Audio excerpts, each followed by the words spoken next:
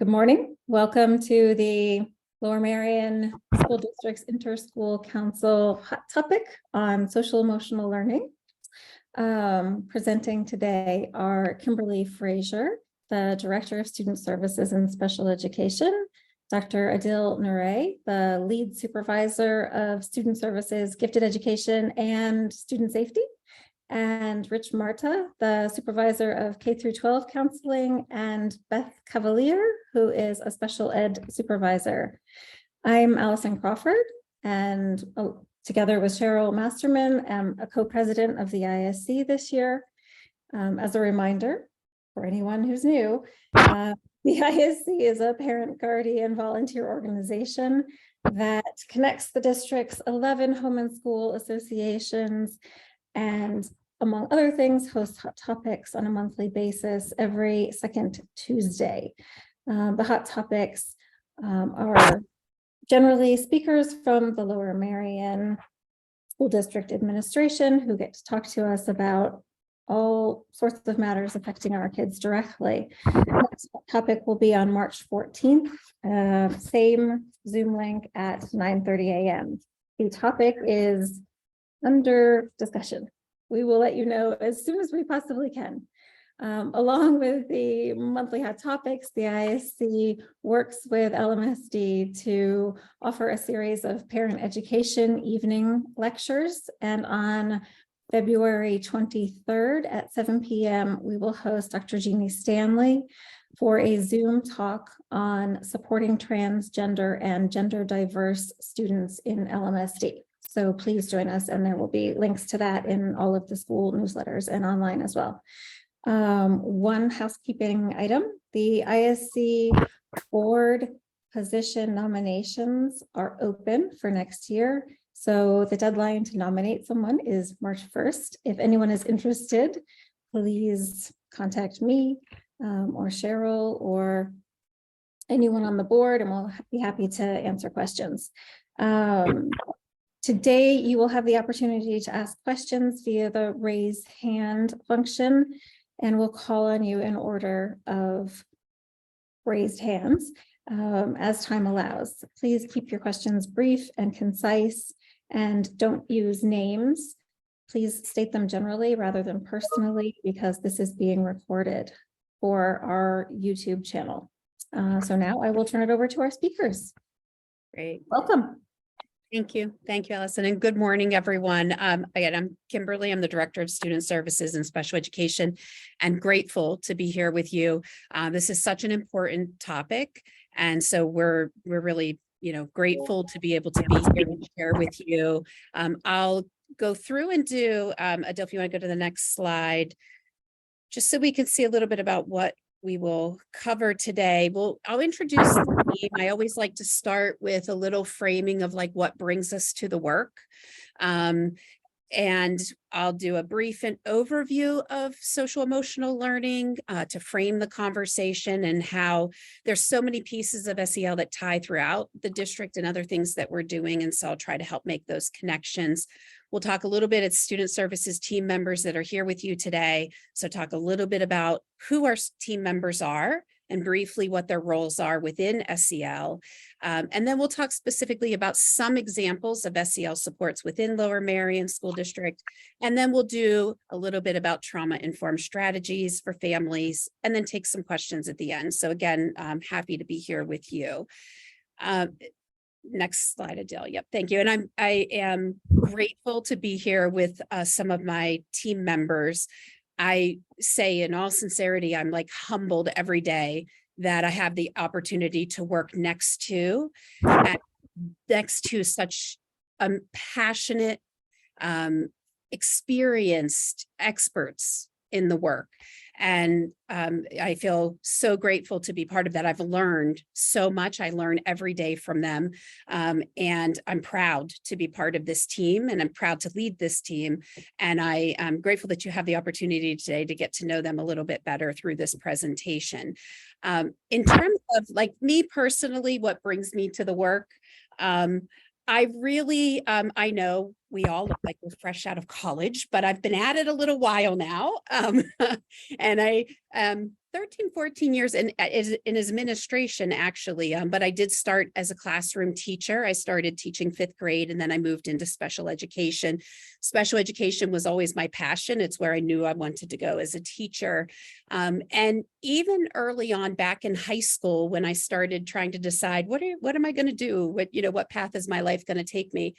I was really aware of the family components of education, right? And that, when we're supporting students, we're supporting families as well, and the support that families need in the work. And so that always, even as a 17-year-old, that really resonated with me, and has continued with me through the work that I've done, and have been grateful to have the career that I've had in terms of student services and special education and the work that we do. I have with me today Rich Marta, who's our supervisor of K-12 counseling, testing, and holistic supports. Rich, I don't know if you say something briefly about yourself. Sure. I've been in the district 13 years now. I have been in higher ed for almost 12 or 13 years before that. I've worked as a supervisor in another district before coming to Lower Merion, and I've worked to support our school counselors K-12, as well as all standardized testing in the district. And then things like that fall under holistic support would be things like the NOW program and the other responsibilities that I have to support the building's principals and staff here for the district. Thank you, Rich. We also have with us Dr. Adil Naray. Adil is our lead supervisor of student services and gifted education. Encapsulated within that student services piece is our clinical team, our health services team. So Adil does a lot to support the department. Adil. Yeah. Good morning, everyone. I've been in the district for 10 years now. My background is in clinical psychology. I have my doctorate in clinical psychology. I have my school psych certificate. I've done private practice work. I've been a school psychologist for several years, for 5 years here at the district as well, primarily serving at Gladwin, but also doing evaluations across the district.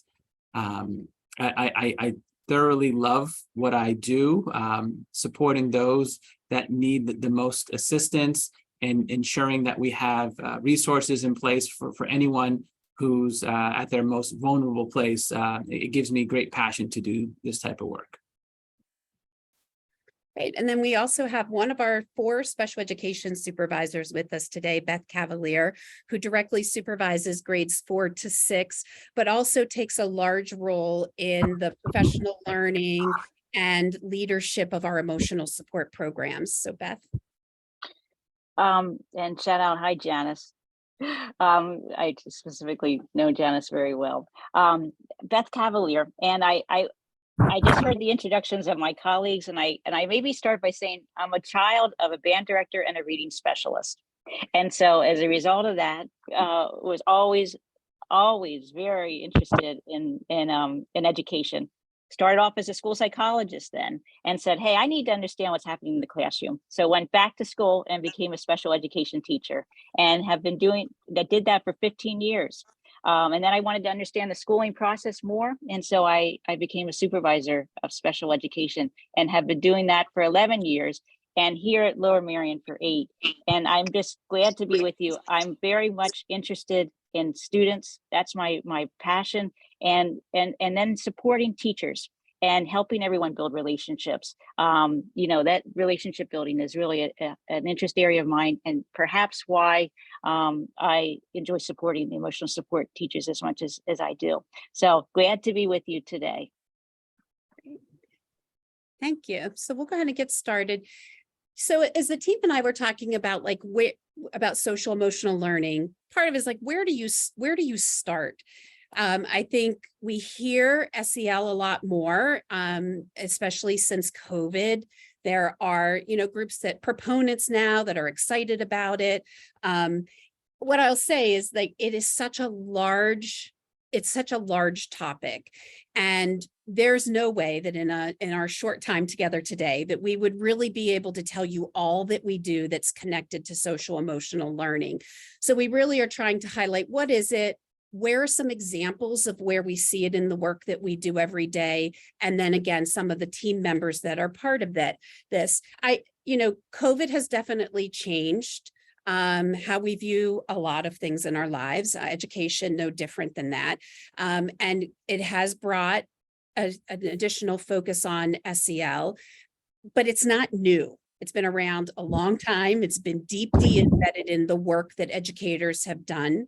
And so we definitely want to highlight that as well, that there's a lot that we've been doing for a long period of time. And then being responsive to where our students are currently, what the changing needs are, and how we adapt as we move forward. Social emotional learning is really looking at self-awareness, self-management, social awareness, relationship skills, and responsible decision-making. And research shows that these components actually play a really important role in school climate and the development of our children. And it's really trying to foster social emotional development by creating those safe, caring learning environments where we're focused on peers and families and classroom level supports and whole school community building. As I shared, it's not new, even though we have a lot of new excited passion for it. It has been around for quite some time. PDE's Office for Safe Schools in October of 2018 published the PA Career Ready Skills, and this focuses purely on social and emotional skills that students are going to need as they move forward. It's about their relationships. I love that Beth highlighted relationships. It's about school and post-secondary and careers moving forward. And so this has really been embedded in the work since before COVID, but again, we're looking at how do we expand, how do we adapt to where our students are. I think important to highlight as we go through social emotional learning, everyone on our team has a role. Like, you have student services team members with you, but every staff member who engages with our students and our families has an important role in this. From the moment students get on the bus in the morning or are greeted when they walk through the front door to every adult that they have contact with, it's important. So every team member has a role, and if you were able to be present for or watch the board presentations last night, they were wonderful. We had teachers presenting there with our curriculum and instruction leadership team members related to the K-4 STEM special and PBLs. And within that, I loved that the teachers were highlighting how it connected to SEL. And I thought, what a great lead into today, and a great way to be able to emphasize again that it's not just the work that we do in student services, it's what every teacher does within the classroom. And it really is integrated throughout the school day. So as we go forward into the presentation and highlight some of the pieces that we do, again, I think it's important to say, like, we really wouldn't have time to be able to go through every single thing that we do within the district, but we wanted to highlight some of those things for you. And that this really doesn't occur in isolation. Students are learning about social, emotional, behavioral skills and developing that in every interaction that they have in every space in our schools. Social emotional learning, again, the self-awareness, self-management, the ties that this makes, and the reason why I just wanted to put this up again, is the emphasis of the ties with the work that we're doing. When we look at establish and maintaining relationships, ties nicely to the work that we're doing for DEIB and that sense of belonging and the connections that we value, and wanting all of our students to feel like they belong and having that respect for all students. The social problem solving as part of social emotional learning ties beautifully with restorative practices and the work we're doing with building communities and responsibility, and really engaging through those relationships with other people. And so the work that we're sharing with you today, again, is tied to other things that we're doing throughout the district. It's woven in. including when we think about MTSS, so the multi-tiered systems of support. There's been multiple presentations. We are on year 2 of moving towards becoming a fully MTSS district. That's being facilitated by Dr. Gaudioso and Dr. McGloin. But I wanted to share the tiers with you again, because it does tie to the work that we're talking about today. Social emotional learning also occurs like on a tiered level. There's things that we do at the core classroom level that all students take advantage of, right? Morning meeting, responsive classroom. We'll go through some of those like tier 1 places that you see that all students are receiving kind of that social emotional learning. And then the tiered interventions as students show a need for additional supports, leading up to like that tier 3, and why Beth Cavalier is here, and she'll share a little bit about what we do for some of our students with disabilities that have more intensive needs related to social and emotional learning. So you can see throughout our presentation how we're addressing the needs of all of our students, wherever they might be within that continuum of support need. We have a really large department with a lot of really important team members that do important work in our schools every day. So just letting you see kind of like, well, who makes up the student services team? Our school psychologists, our school counselors, our mental health and wellness counselors, our school nurses are part of our team, school social workers, and our special education teachers and staff as well. And we really, each team member brings to the table a skill set, an area of expertise, and an important part in this work that we do every day. And I am going to turn it over to Adil. He will start by talking a little bit more about our clinical team and their role. Thank you. Good morning. So our clinical team consists of our school psychologists and our school social workers. And what we'll discuss today, when I talk about some of our team strategies and initiatives, there's a lot of crossover. So while, yes, our school psychologists and social workers may be involved in aspects of this, our school counselors, our classroom teachers, our ISTs, there's a lot of intersectionality with the work. So with our clinical team, our school psychologists, they really do take a lead with the school-based evaluations, whether it's for special education or gifted education. They do those evaluations to determine if a child qualifies for any specialized supports. With attendance, our school social workers do take a significant lead with this work in that they do some of our SAFE evaluations to support families and students who might have attendance difficulties, but our counselors, our psychologists, and our classroom teachers, we all work collaboratively to support attendance as well. Community-based resources, that's one of the main responsibilities and strengths that our social workers bring to the table in linking families, students, and school teams to community-based providers whenever needs emerge. We also have individual and group intervention provided by our clinical team, and this is across both the regular education and special education spectrums. And then we also have crisis response, individuals who might be engaged in suicidal ideation, self-harm, or there might be concerns related to threats. Our clinical team assists in doing threat assessments. We'll talk a little bit more about what that threat assessment looks like and some of the training we've had related to that.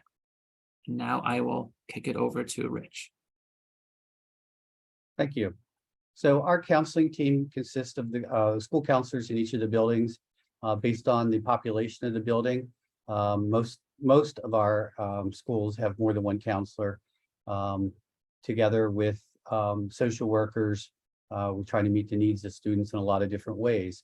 One of them is the social emotional development of all the students based on their age and grade. As also we're resources for any mental health resources or support that we can give students while in school. And we make referrals to parents and families when it's a higher level need and students need more support outside of school.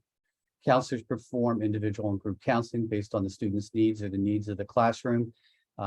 It could be things like social skill building, friendship, grief, divorced parents.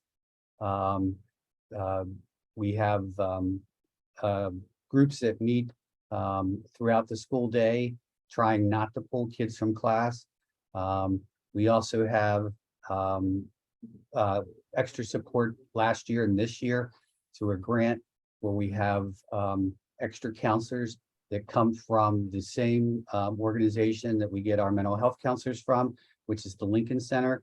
We have them at the middle school to support kids, to get them back on track when learning about school, following school rules, and the emotionality about coming into school and leaving school in a calm and respectful manner. So that's been a support that we're very appreciative of and much needed after COVID. We also respond to any crisis response, be it individual or group, with suicide, safe harm, and threat assessments, as Adil just said. We do screenings, and if it's necessary, the student would move on to assessment with either a social worker or a school psychologist. All the way the counselor supports the student and the family with, again, either referrals at the end or a set of procedures that we're going to have the student follow while in school. Adil? So our health services team consists of certified school nurses and staff nurses. Our certified nurses all have the Pennsylvania Department of Education requirements and school training advanced certification from the state. Our nurses provide services to our K-12 students in our LMSD buildings. Additionally, we also support our non-public schools, and we have over 20 non-public schools within the district. They provide health screenings, so that's vision, hearing, growth, scoliosis. They participate in IEP meetings, 504 meetings. They also play a really important role in achievement team meetings as well. So each building has a group of professionals that looks to support children across academic, social, emotional, behavioral needs, and the nurses play a really key role in identifying some of those health-related needs. They provide medication administration and medical procedures as ordered by physicians. They support and assess for care and illness and injuries that occur during the school day. There's compliance and mandates from the PA-DOH and MCO-PH for immunization reporting. And then our nurses do a fantastic job in being that tier 1 support. Oftentimes, there are students who show their first sign of any social or emotional or behavioral difficulty by popping into the nurse's office. So they might have somatic complaints of a tummy ache, they might feel anxious or nervous or have a headache, and we keep a close eye on students that might make frequent trips to the nurse's office, and that might clue us in that this might be a child that might be having other underlying social, emotional, behavioral difficulties. So that information and support we have from the nurses helps clue us in that a child might be in need of some additional supports. Okay, next we have Beth. And the special education team is made up of all these, and I married an Italian, so I still use my hands for some reason, even though but for some reason I'm using my hands a lot. I notice that when I speak. But our special education team there on the screen lists all the different people that comprise of that. And related service providers, just the speech language therapist, occupational therapist, physical therapist, those related service supports all just make a whole difference with students in providing that individualized interventions for them. So every student has identified needs. What kind of areas do we need to provide the necessary supports and services? And we really work as a team to identify what type of interventions will best support that student so that they can access their schooling. Every student, it's just really intricate as far as how we look so closely, what to do to best support our students within Lower Merion. The next thing we do are emotional support power hours, a particular passion of mine. 5 times a year, we call them the power hour. we get together with our K through 12 emotional support teachers across the district. They attend voluntarily. They don't need to, and it's at 7:45 in the morning. And these teachers come, and they come happy and willing to share ideas. And we focus on those 5 different components of the CASTLE framework, each one different per session. We'll go more into that as the presentation proceeds. Social skills instruction. We work closely with our speech and language therapist on social skills instruction. And sometimes speech and language therapists are not involved, and our special education teacher really works intensively with our students on that particular facets of how to help students become socially aware so that they can have empathy and interact with other students. Positive behavioral supports. I love simply the way that sounds. It is trying to support a student in the most positive way. And you know what it takes away is that punishment factor. We want to change behavior with positive influences and positive supports. And the last thing is consultation with general education team members. How vital this general education teachers provide, work with the team to provide supplementary aids and services. How do we help a student within that general education environment access their education? Our general education teachers, along with our entire team, are all exceptional in wanting to help a student the best way possible. So starts off with the needs, and then it's finely tuned as far as how do we best support our students.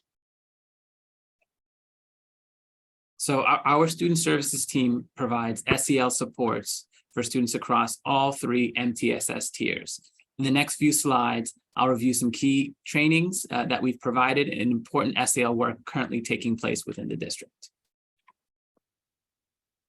So in June of 2014, Act 71 was signed into law in Pennsylvania, which specifically requires schools in the state of Pennsylvania to adopt a youth suicide awareness and prevention policy and provide ongoing professional development in youth suicide awareness and prevention for professional educators in buildings supporting grades K through 12.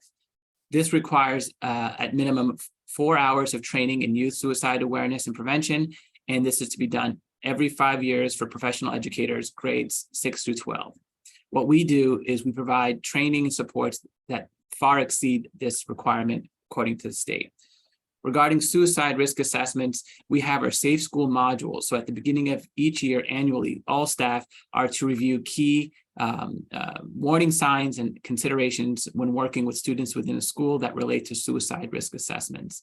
We've provided high school presentations for students and staff related to the warning signs of suicide prevention through the More Than Sad program.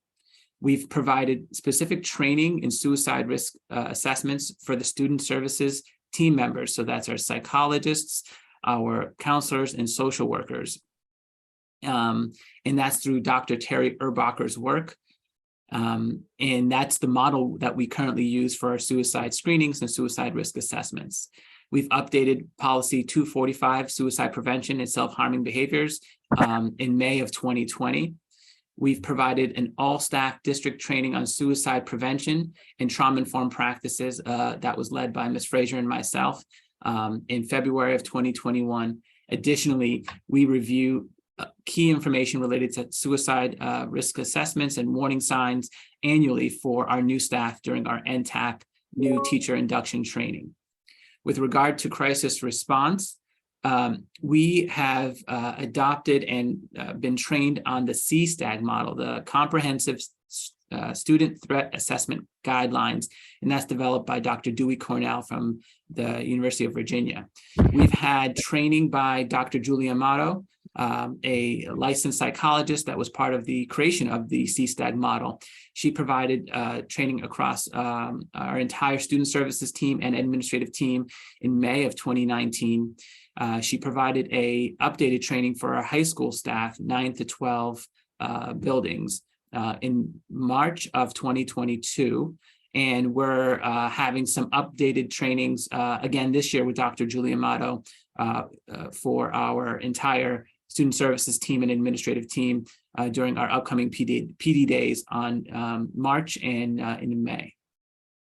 We've provided some pretty comprehensive school safety and climate training across the district a few years back prior to COVID, where we went into greater depth about crisis response, how to respond in the event of various emergent situations. We've partnered with LMPD for some of that training. We have the Prepare Crisis Response model that we utilize. The Prepare model was developed by the National Association of School Psychologists. It's one of, if not the only, research-based model for crisis prevention developed and designed specifically for schools. Our 9 to 12 student services team has been trained in one of the key components of the model. We developed a district level crisis response team. So it's a group of crisis responders from various buildings that represent our student services team. They are fully trained in the Prepare model. And we did the training this summer.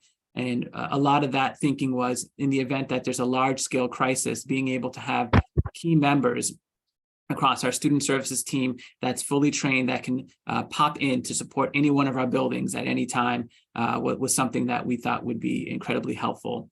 We're looking forward to do more comprehensive training using the Prepare model for our administrators and our entire student services team. Additionally, we've provided trauma-informed and racial trauma trainings since the return to school from COVID-19 and during our time away while we were remote with the school closures in 2020. We've done training at the beginning of the 2020, 2021, and 22 school years.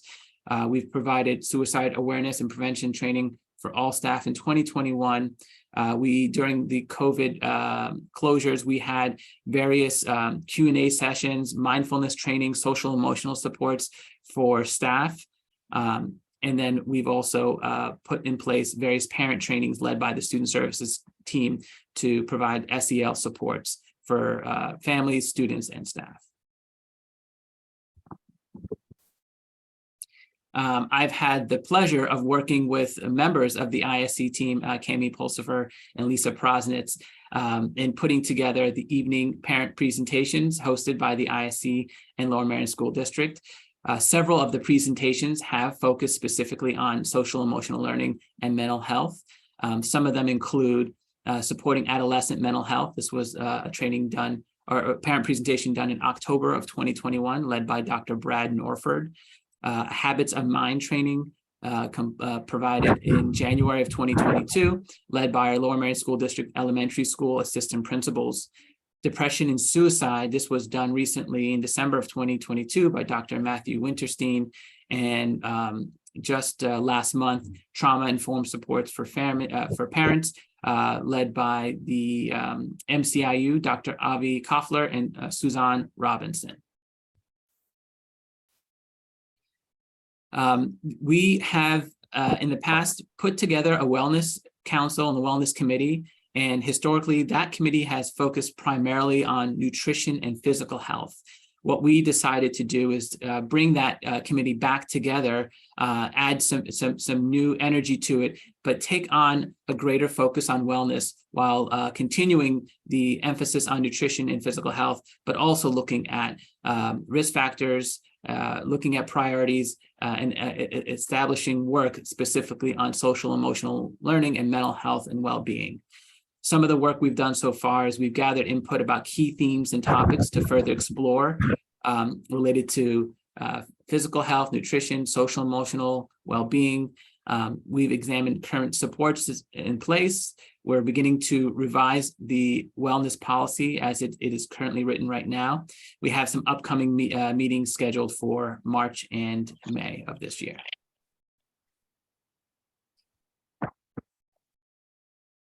Some of the things we do to support our students while in school are things like morning meeting. Morning meeting is an elementary program. It's a curriculum developed by Responsive Classroom. In a morning meeting, all students are given a greeting. There's a sharing out to the group and with each other. There's a group activity, and there's always a morning message. Often all of these things are either tied into an event that the school may be having or looking forward to, or a lesson the students just received the day or two before to kind of remind them of their learning and to possibly assess very quickly if students remember 2 days after they maybe just learned fractions or something like that. But it's a very practical, but a very warming and welcoming start of the day. All the students get to hear their names called because all the students have to say hello to each other. And then all the students have an opportunity to share, as well as replying to in support of their students when they do make a statement. All of our elementary schools also have what we call school families. School families are groups of smaller groups of students that could be held by any adult in the building. Might be a secretary, might be a cafeteria worker, might be a recess aide. It breaks down the kids in smaller groups and it's cross grades. And the schools often set themes for the day or for the week or the month, whatever they're working on, to work on in the small group family situation. Students are held in the same group year after year, but new group members are brought in as the first graders come up and the fifth graders leave. It's really exciting. And one of the things that we discovered is a lot of the students, particularly as they get older, they start to take on leadership roles in the group, taking care of their little mates. It's a wonderful experience. Usually the schools have at least one activity a month, usually. We also have sponsored Love and Logic. It's a parent workshop for well over 10 years at this point. It started in our middle schools.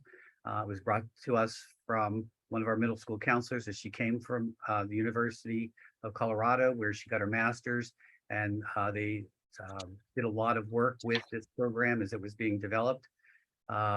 It now is in all of our elementary schools and our middle schools. We offer parent sessions throughout the year. Sometimes during the school day, sometimes early in the evening. We try to mix up the level and try to mix up the times that we offer. What it really does is give parents very practical skills, but more importantly, language that they can use with their children. That is not, it's always corrective, but it's not always punishing. They use a lot of techniques where the student has to figure out their own problem with the support of a parent. Problem solving is a big outcome of Love and Logic for the student or the child to take ownership of what they're going to do to help remediate the situation. We've had Second Step, which is a product that comes out of the Committee for Children. It was here in the district long before I got here. It's about 23 years. It teaches students calming down strategies and empathy skills. They do it through songs, stories, and the teachers do this sometimes attached to morning meeting, sometimes as a transition activity when they come in and out from from another class or going in and out of recess. It gets the students refocused. And it gets the students thinking about how they're sharing and treating each other in the classroom and outside on the playground. This year, we have partnered with CHOP. We are piloting a program called Be Well. We have a practitioner from CHOP that is highly trained in wellness. She has her PhD out of the University of Pennsylvania.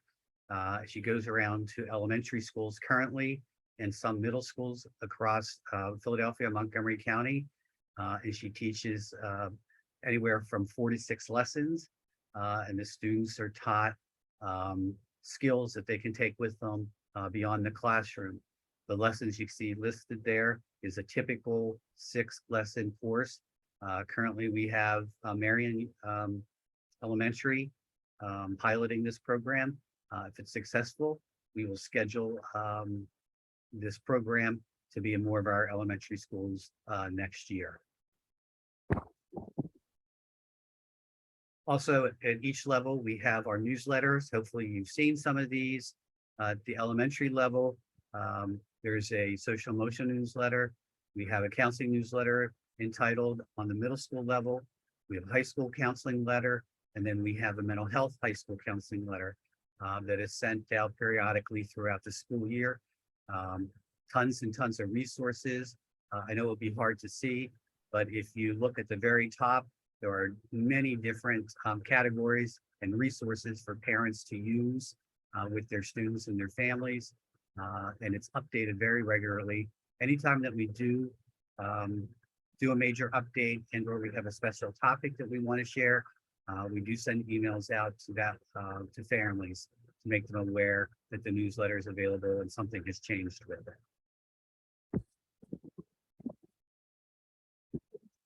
The middle school level, we have Form and Rally. This is what we would mostly be called an advisory group. It meets every 2 to 4 weeks in our middle schools. The buildings decide what their themes are going to be or what they want to work on with the students. It could be anything from a behavior issue to a current topic to doing some sort of service project that the students will be turning out a product, and they'll be donating either like letters to veterans or letters to our poor, our soldiers and the poor, collecting candy at Halloween, excessive candy. They send it to the troops. It takes on a lot of different dimensions based on what the school feels they need or want to do. It's a little bit more regular at our high school level. Once every 4 days, there's an advisory period. This started after Columbine in our district, so it predates me, but in any case, advisories are set up to bring a smaller group of students together to learn or to be told something or to work through a process. So there is a curriculum. It does vary between the two high schools. And regularly the counseling staff pops in and uses advisory time to sometimes share information with students at different grade levels throughout the year. Thank you, Rich. The Building Relationships Committee was formed in the summer of 2020 in response to the COVID school closure. We realized that many students loved coming to school because they were with their friends. They had an opportunity to engage socially. And when we were remote for that extended period of time, we anticipated that there would likely be difficulties with students reacclimating to not just in-person school, but an adapted in-person school, whether it was hybrid or masked or distant. So we created a committee of building-based administrators, district-level administrators, classroom teachers, student services team members, and we wanted to provide some tools and resources for teachers to support the building of meaningful relationships and providing SEL strategies for students.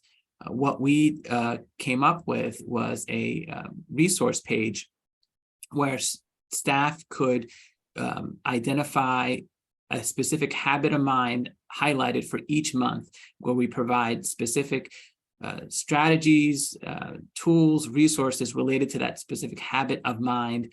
And then we've also found ways to interweave trauma-informed resources and strategies as well. So teachers looking for morning meeting activities, ideas for form rally, fun, engaging ways to build relationships. We provided scripts for new students returning to school after being virtual for extended periods of time.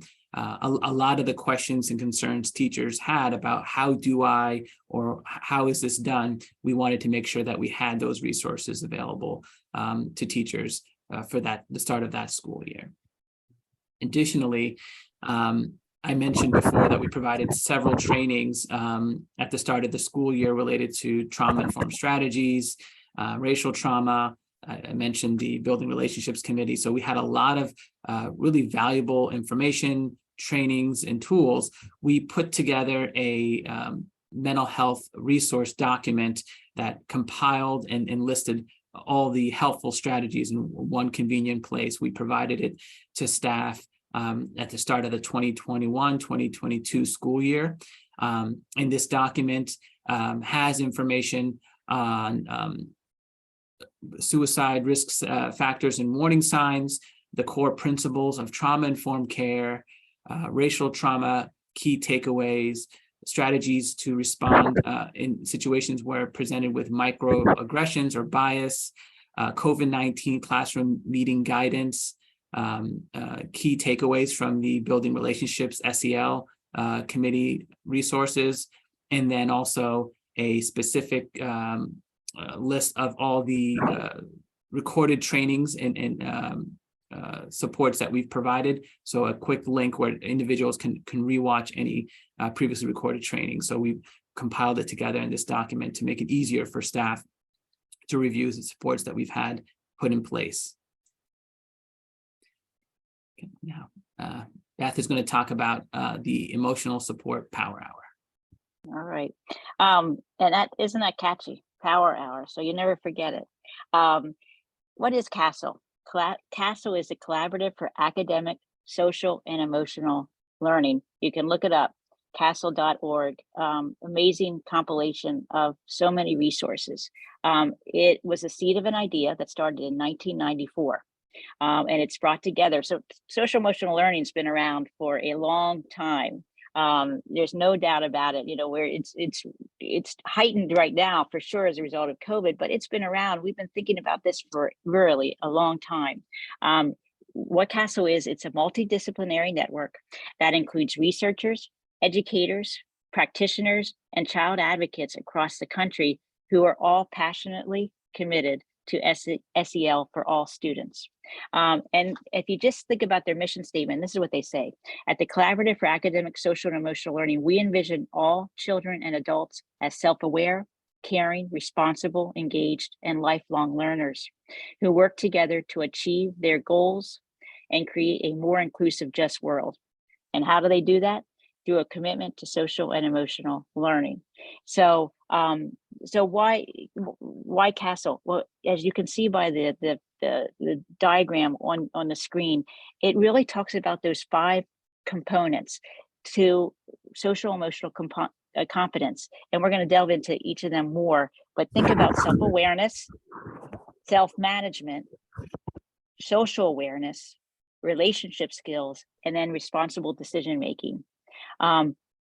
5 great ways to think about how do we help a child grow in social emotional ways. We're always sensitive to the cultural context of everything. It overhangs all of this work.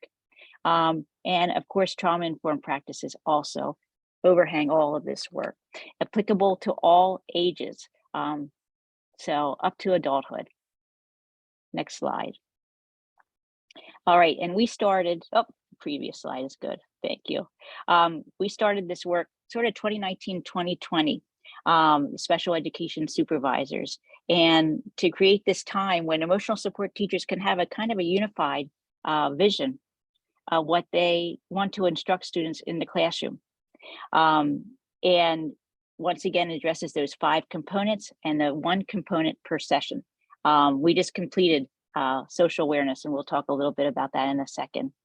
We discuss what we do, what effective strategies we utilize within the classroom, and the sharing of ideas is inspiring.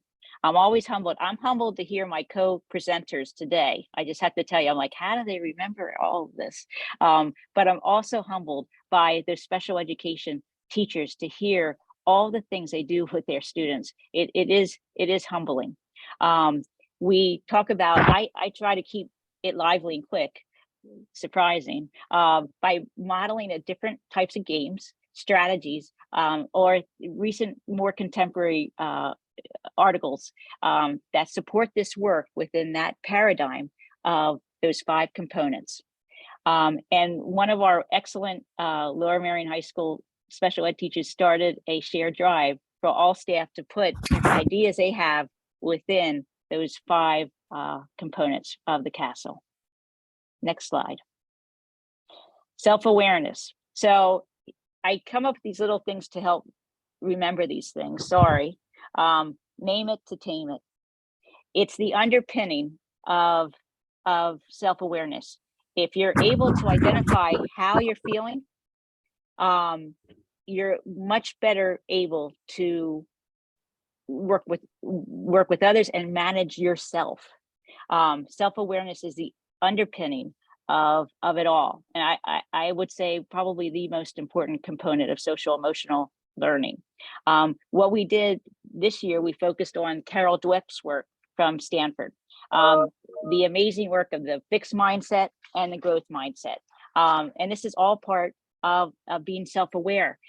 The research that Carol Dweck's done at Stanford is amazing. Students who have that growth mindset, who believe that feedback is constructive, challenges help me grow, I like to try new things. Students with that growth mindset make much more progress.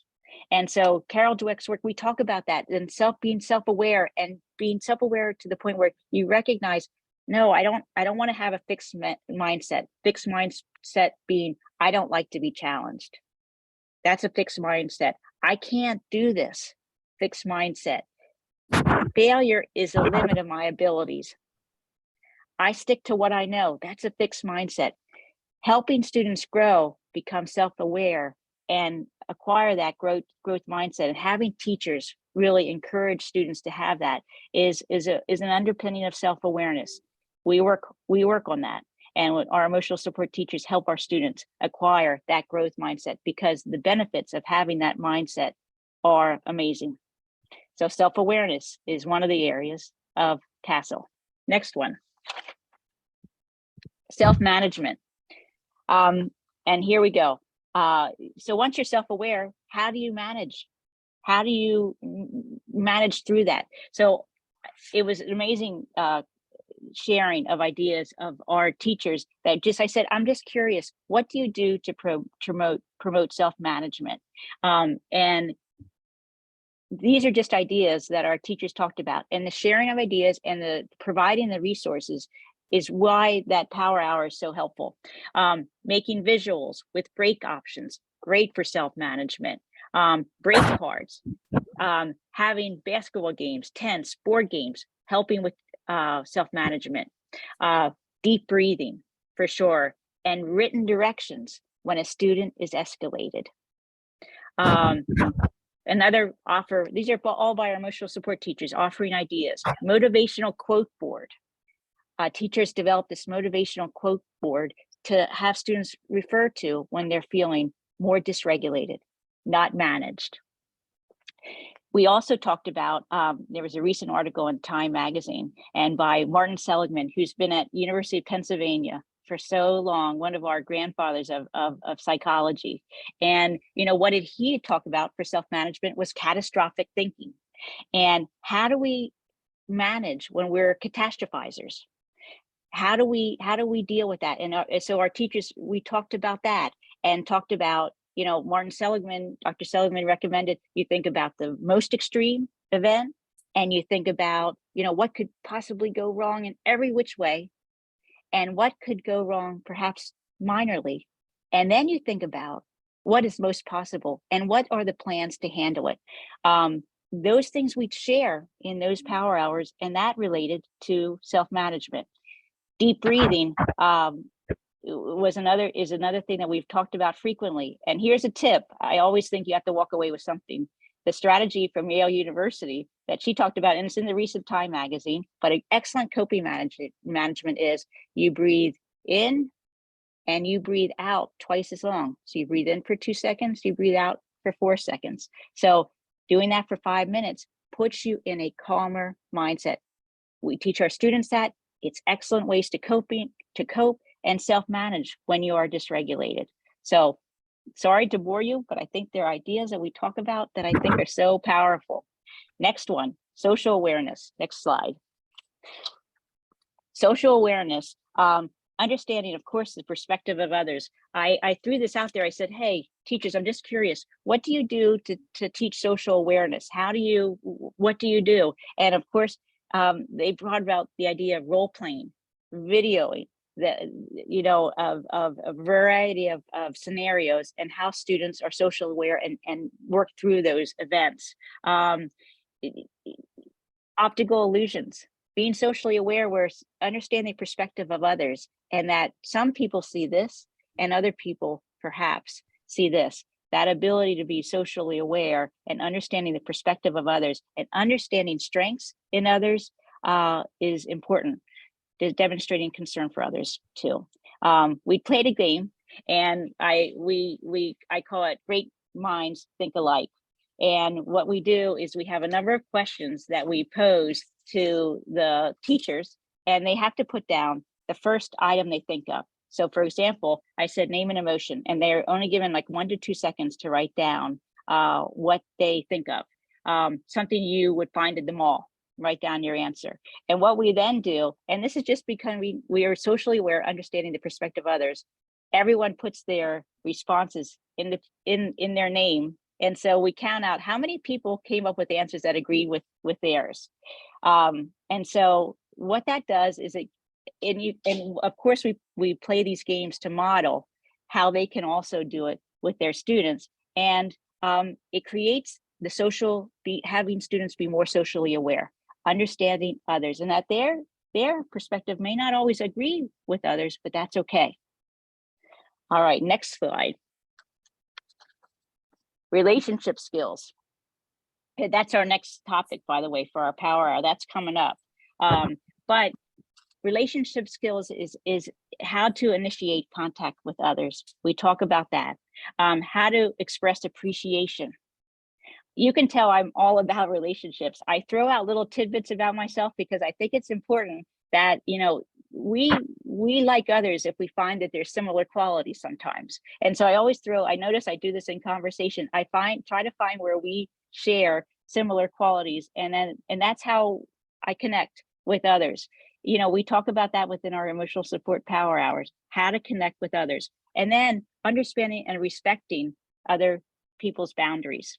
How to take turns, how to show fairness. Here's an important one, obviously showing forgiveness of others. And then standing up for the rights of others. So relationship skills is not easy, and how to navigate that through with students' diverse needs is not easy, but we talk about strategies for doing that. The last thing are responsible decision-making. Decision-making is we break that into different steps about how we do that. And there's not always one size that fits all. And trying multiple decisions and seeing how it comes out. You're almost a scientist when you do that. You evaluate your personal, interpersonal, community, and institutional impacts of all the decisions that you make. Responsible decision-making is not easy. And that's why I always consider that the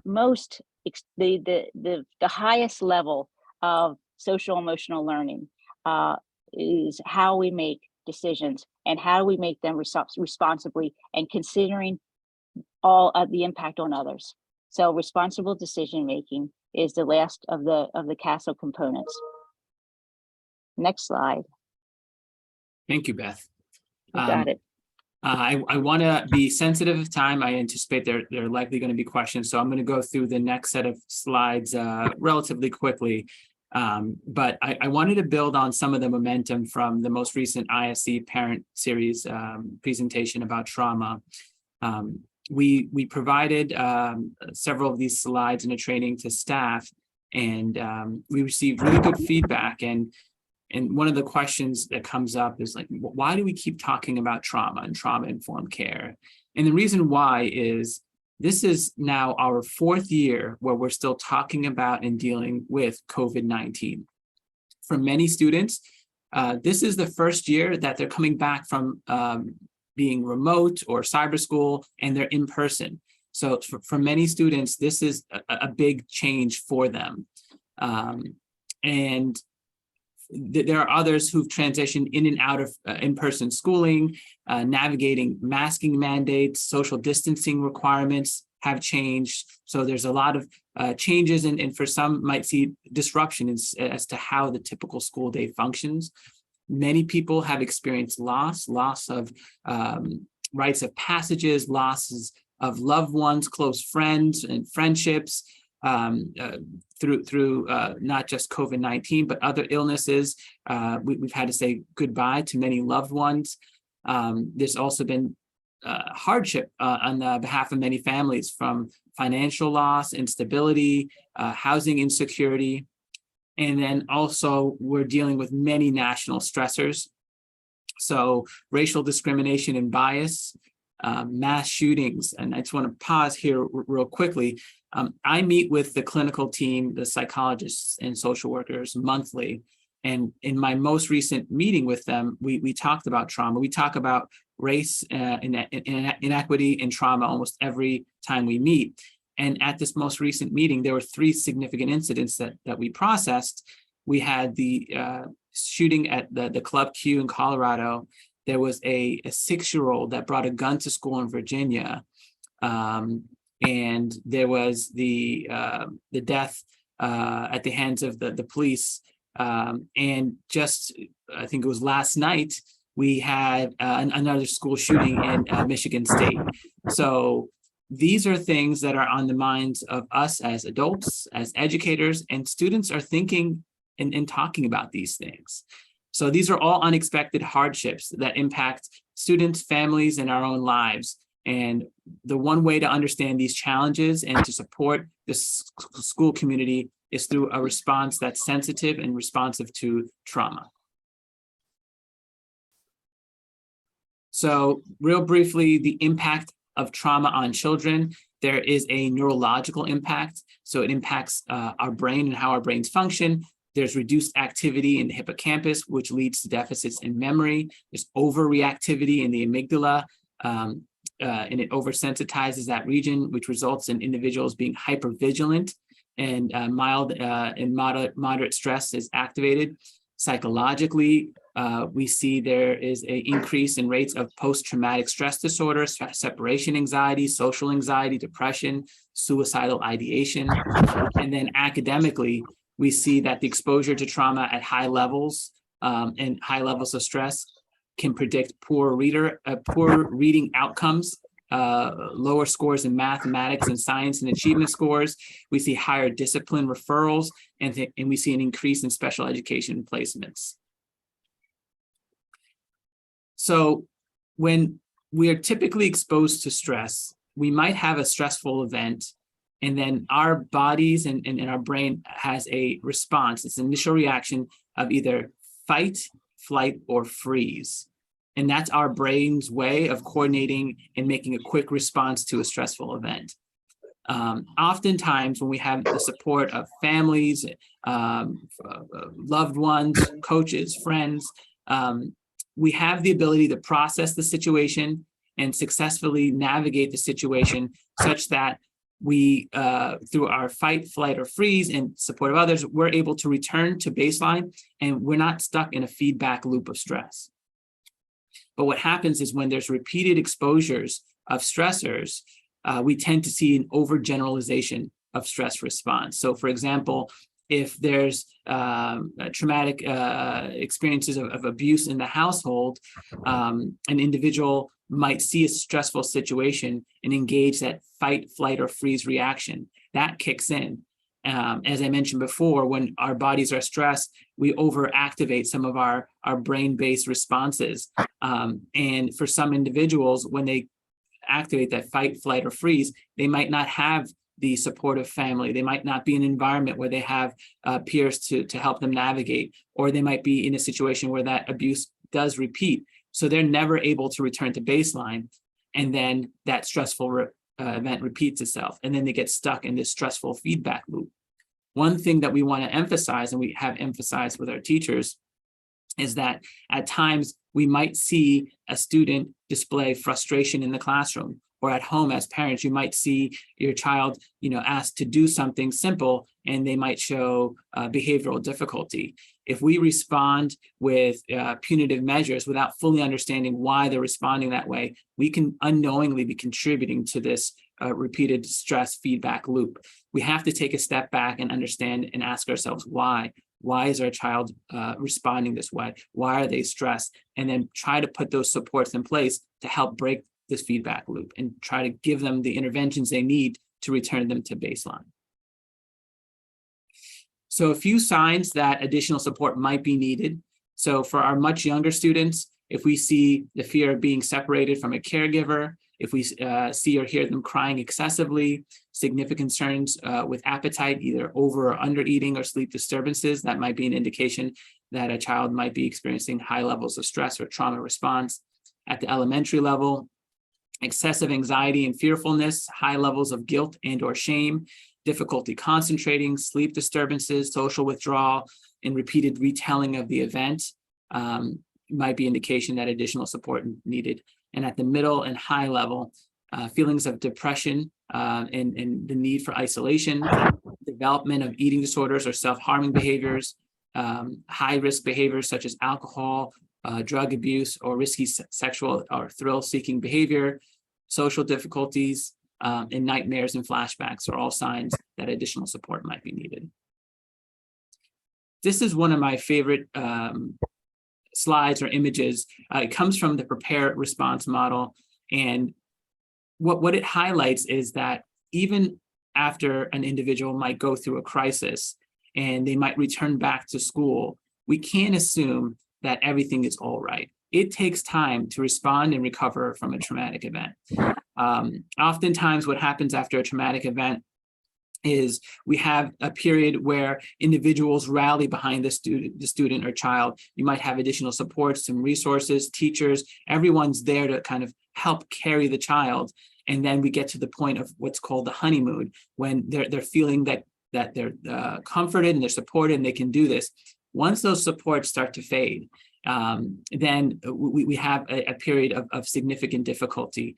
And then even after things level out, we have triggering events that might remind the individual about that specific traumatic stressor. We also have to be mindful of anniversary reactions. A year memorializing that the timing of that specific event, individuals may have difficulty. And then slowly, with setbacks and 2 steps forward, 1 step back, we get back to a stronger level of response. But all this must be taken into account that, it takes time, sometimes well over a year, to respond and recover from a very traumatic or stressful event. Proactive support is needed.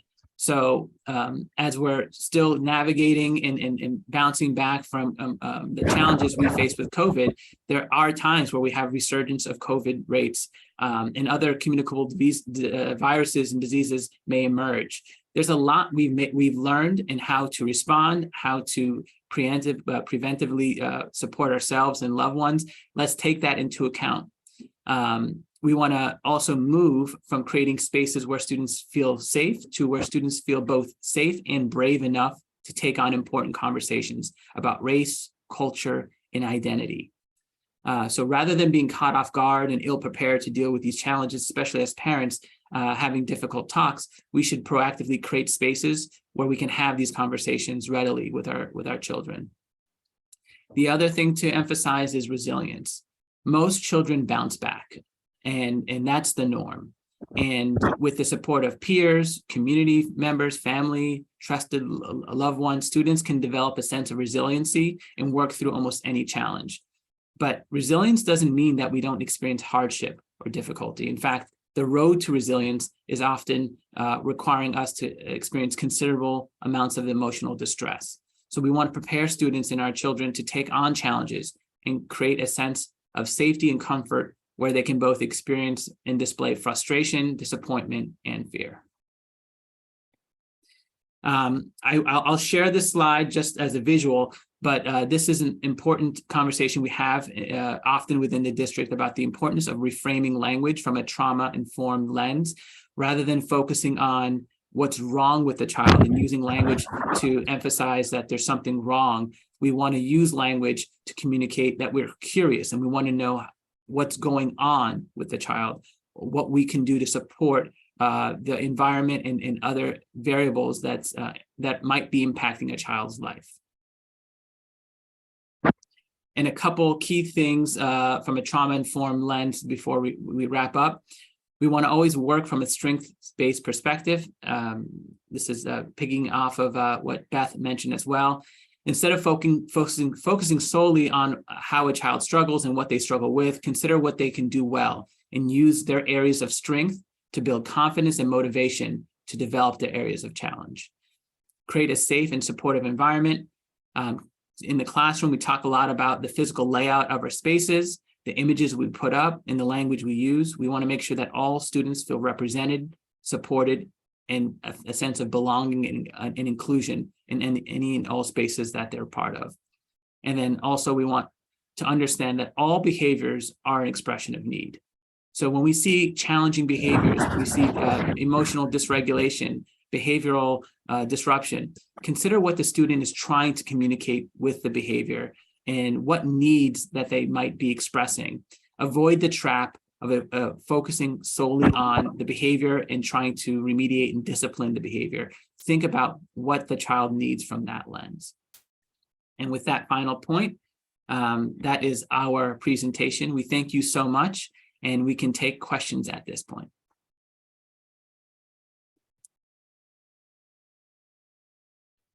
I'll start by saying thank you so much to all of you for the tremendous care that you give to all of our kids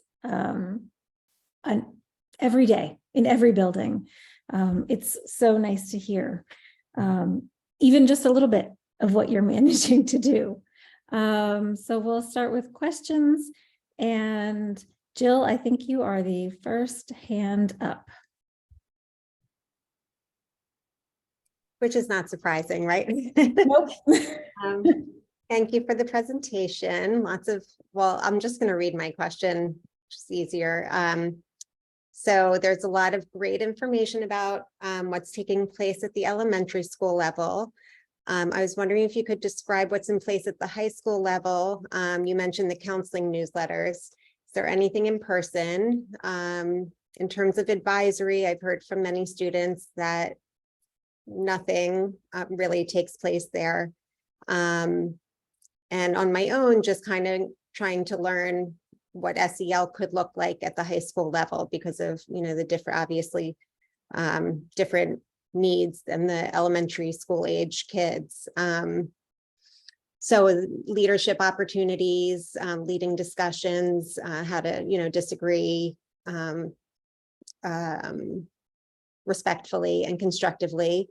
And another part of the question is, are we measuring any of how SEL is impacting the kids, or is it more anecdotal and just kind of teacher observations or reports of, discipline reports being better or fewer, I should say.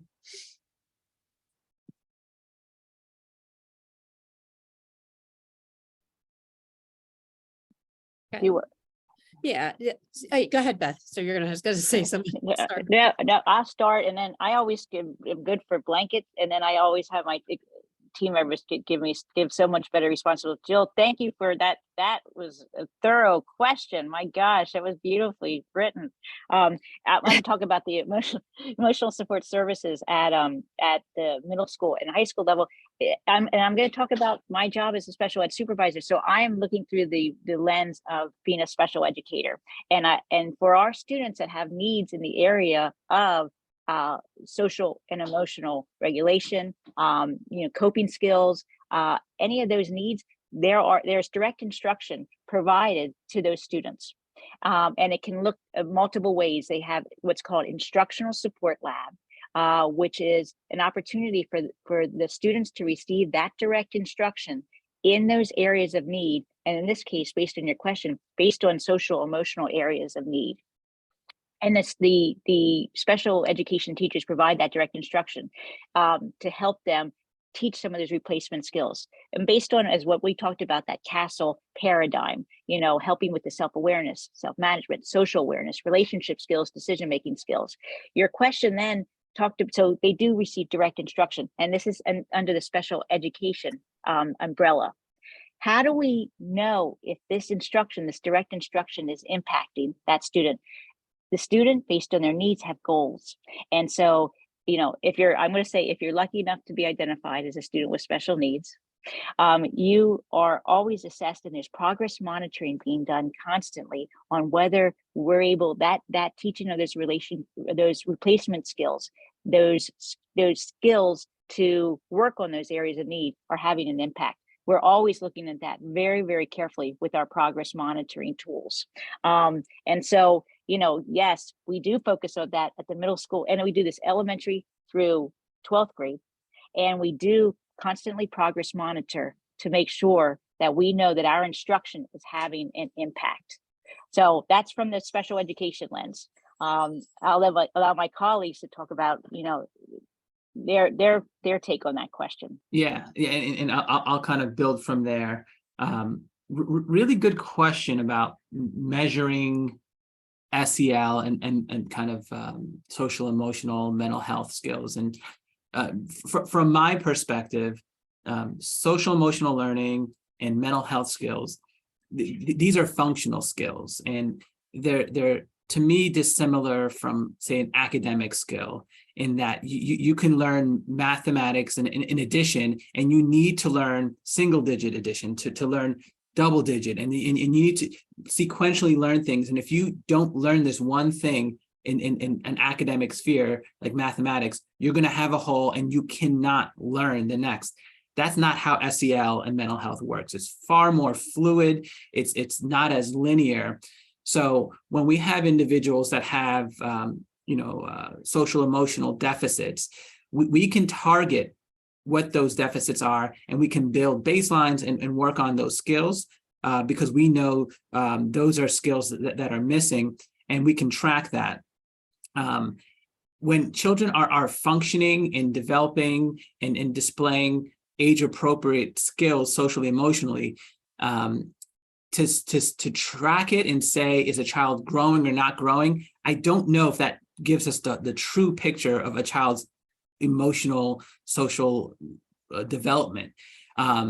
While sure that there might be ways to kind of narrowly measure, there's so much fluidity to social emotional skills that looking at a specific model of development and growth, it doesn't give you the whole picture. And I think what a lot of districts do, and what we're doing, is borrowing from a lot of really helpful, valuable models, because kids pick up different things at different times, and we see it functionally.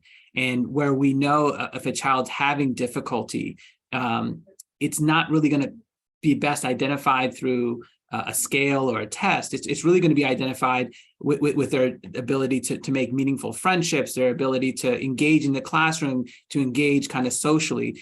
And our teachers, our student services team members, our principals, when we identify that a child might be showing difficulties and having challenges, referring them for additional check-ins or supports is often what we do, and what I think is a helpful way of providing some of that support. And I would just add that, at the high school level, it's always a tightrope walk between time and need. So there's a lot of curriculum that is asked of our high school students. There's a lot of individualized decision-making based on what path a student wants to take. As far as what new things we've done, well, we've added wellness days, and we tried to make and build spirit in all of our buildings as much as possible. So what we started several years ago were PLCs for 9th and 10th grade specifically, where the teachers are to really meet once a day and talk about the needs of their students. Not just the academic needs, but also what's going on in their lives. We are counting on staff to know their students. We are counting on students to be involved in the activities the school offers. We have a whole list, as you're all aware, of many things for kids to be involved with. with a faculty mentor or advisor. And we expect those people to, get to know the students and the students to get to know that faculty advisor or mentor or coach. So it does look and feel very different on the high school level. And we're always, kind of curious of other things that we can offer our students. And I do want a final point, team, great job getting Jill's multiple points there. The comment about advisory and, student feedback, not much happens with that. I think, we wouldn't be honest with you if we didn't say we have room to grow in areas, and that I'm going to tie it back to the beginning of the presentation where I said, this is about all of our team members, right? Not just the administrators that are sitting in front of you, not just our counselors.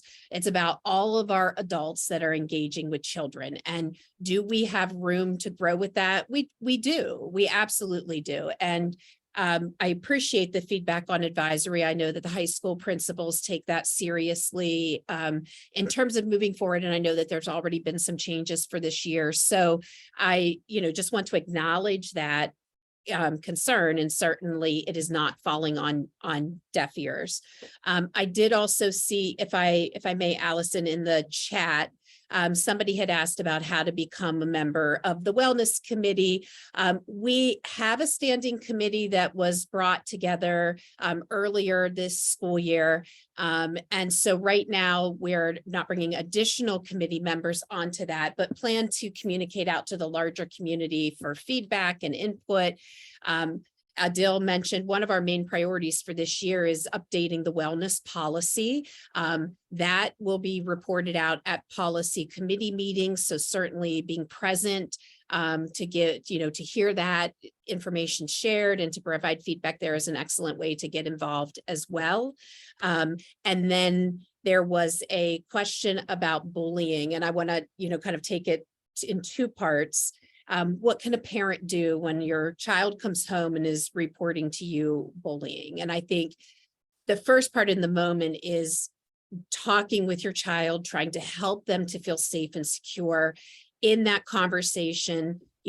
Who's a trusted adult at the school that the child and you can connect with. And another important part of that, and I'll let Adil and Rich or Beth share also what parents could also do at home. But the reporting part of that is really important.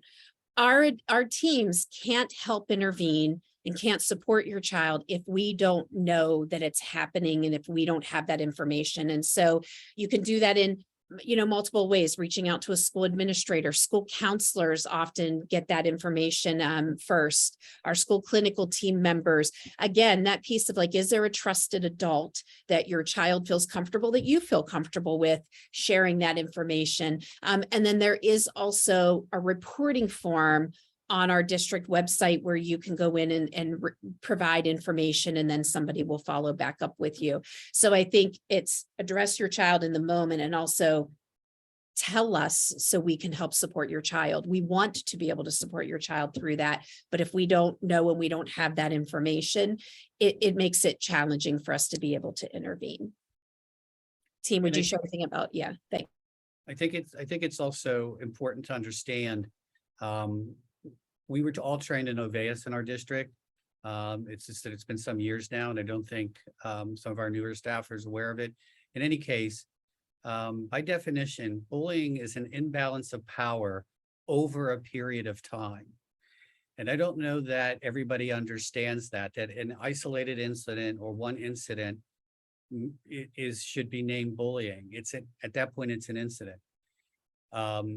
And there really has to be some sort of advantage or disadvantage for a student. If it's two 9th grade boys calling each other's names, that's not really bullying. That's two 9th grade boys calling each other names.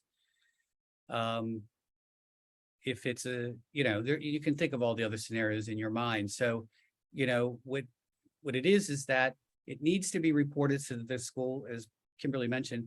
They need to investigate it. They need to look into it, and they need to ask questions so it doesn't become bullying. That's really important. And what you'd be surprised to find out is many parents want to tell us about it, but they don't want us to fix the problem, or they don't want us to talk about it because it might do something to their child again.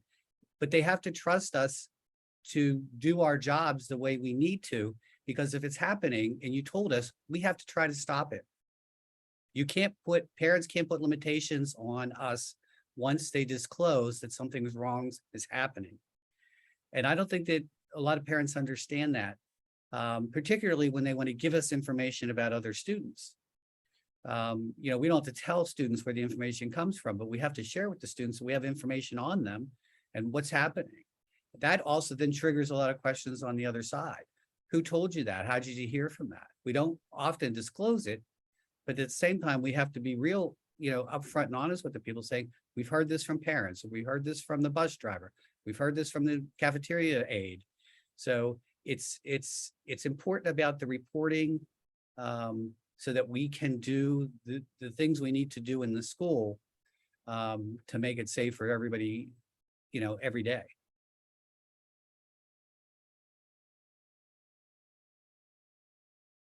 Or is it- And I'll just, Go ahead. sorry, I have two things to say. Keep communication open with your kids. That's not easy. I understand that, having two teenagers beyond now. Keep communication open with your children and keep building your relationship with your child, and seek feedback from other professionals. Sometimes when with parents, we get blinders on. And so build that relationship, but also seek that feedback from other professionals. So I would encourage you to do that. And based on what Rich said, I think that would be an extension of that. Sorry. Can I add something to what Beth said too? There's a lot of power and influence that parents have in developing social emotional skills through building relationships and through modeling. So these curriculums are valuable, they're helpful, they're there to absolutely help build and assist. But what we can do as mentors, as parents, as caregivers, is as powerful as some of the supports we can provide through a curriculum.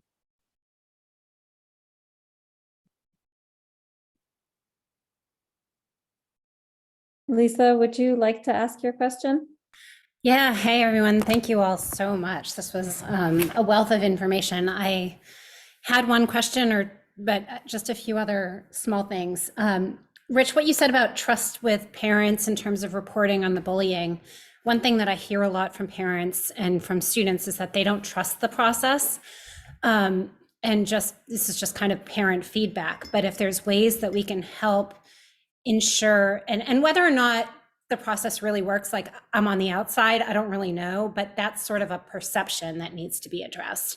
I think especially from the student side, what I hear a lot is like, nothing's going to happen, or the district doesn't do anything, or so I just want to kind of throw that out there, as I 100% agree with you, but that there's something broken, I think, in the system right now in terms of how that's working. Yeah. One other thing that I wanted to ask about was the PACE survey that came out this year, and what it is that we've learned from that can help inform some of the decisions that we're making in social emotional learning, in particular for the higher level students. One thing I wanted to bring up was that we given how much we know about mindset and how much it helps our kids, and everything I'm seeing in the elementary schools is amazing, and I almost want to like put my kids back. Like I wish I could just shrink them up and put them back through the district, because I really feel like our upper school kids have missed out on those opportunities, and especially like 9th, 10th grade and above. And just given how much we know that helps, what we can do to urgently, and I do mean urgently, because we know that our high school students are really struggling. The PACE survey showed it was like nearly 20% have had suicidal ideation. A high percentage of them are cutting themselves and scraping and burning and whatever it is that's awful that none of us want to have to imagine. So I feel a sense of urgency, and you guys hear me talk about this with school start times and everything else. Like as a parent, I feel a sense of urgency for these kids to address it. And I don't want to take away from what we're doing in the lower school, because I don't want to see our elementary students kind of have those same problems. But like you said, Kimberly, like there's room to grow in advisory, and that just seems like a natural place to maybe bring in some of these things, as well as meditation, which is a very easy skill that we could train teachers on. It would improve their quality of life. It's a proven, scientifically proven skill that can really help our kids. And Speak Up is another opportunity. I don't know whether that lies with administration or individual schools, but Speak Up, everything I heard about it from years ago was just how tremendous and how helpful it was for parents and kids to be able to talk to each other. I think, Beth, to your point, that communication is so key. And we've really lost something by giving up on that program. And I know that their function, their strategy changed in terms of how they train people, and that's become an expense. But I do see it happening at other schools, and I think that prioritizing that, either making room for that in the budget, seeking help from either the interschool counselor, the HSAs, or even just individual parents who perhaps could train to lead these sessions. Like, I think there are a lot of opportunities, and you guys are all so maxed out. I know you're all working really hard, but our kids are struggling, and any ways that you can lean on us as parents to help support you. I'm here. Like, I've been doing this stuff anyway. I'm happy, we're happy to help, but I think that these are all important things that I just wanted to bring up. Thank you.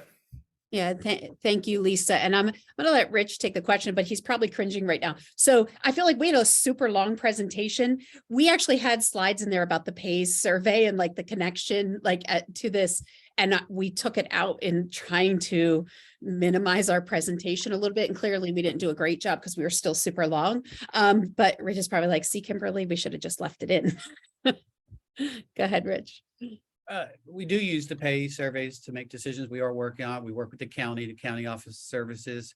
They're not always easy accessible for our students, because a lot of times it's out in Norristown. The programming that they offer, where I think it's good, it's very long. It's like 6 to 8 to 12 weeks, and we have to give up class time, and I just don't see that happening with anybody. So there's a lot of decisions when you have to be made. Everything we do, from the color of the paint that we pick to keeping our places clean to the people we hire, we try to instill the most positive and healthy people so that they can have time with our kids. So all of this. There was a question there too. What do you do about kids that fly under the radar or something like that?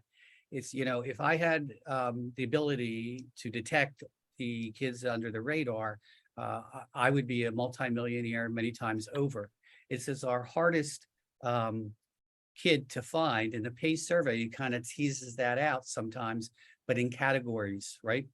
So again, Beth had mentioned it, Kimberly had mentioned it, Adil had mentioned it, the relationships that our faculty and staff, it's not just counselors or social workers, it's everybody.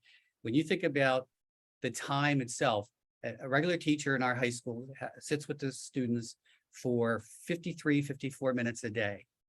They may see their counselor for maybe an hour fully for the year, unless they have other issues to talk about. So what I'm saying is the people that have eyes and ears are our staff that have to make referrals and have to be questioning. That's why we keep up with our training so persistently.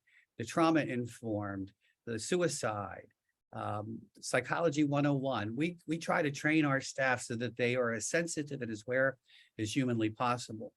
And we always check in. Again, we have systems in place.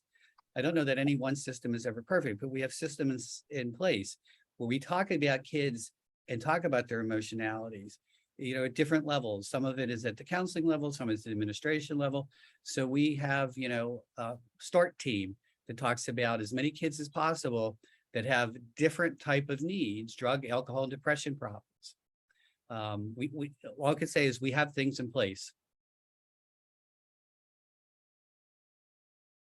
And, looking also at the chat, and yes, the people matter. I think that's I let out and we emphasize like the importance of our team members that are in this work with us, and the question about, do we increase our counselors? We actually have been increasing our student services team. I'm going to stretch it beyond counselors because we've increased our school psychologists, we've increased our social workers, we've increased in the counseling department. So yes, we have been adding staff along the way to address both, it's both enrollment, but it's also the changing needs of our students. And so, that is something that we have been doing. And I know we're over time.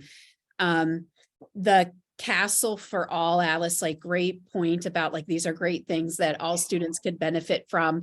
And I think, tie back to the MTSS tie-in, we're only in year 2, the focus has been on academic, but there will be focus through MTSS development on the social emotional learning and behavioral supports. And so I think that there's more to come, and I'm happy to see so many people excited about it. We have good conversations ahead of us in that regard.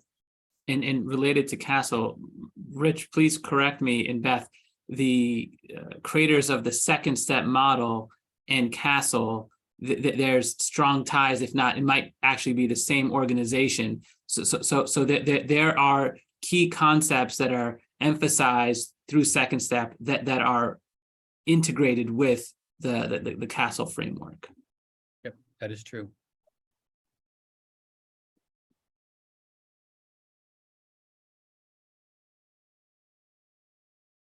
Any last questions?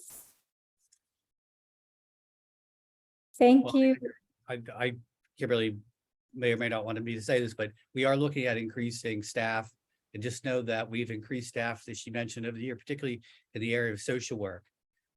We've increased all of our social work at every single level, which has been very, very helpful for a lot of families that are struggling. I'm okay if you say it, Rich, because it's true. We need team members for sure.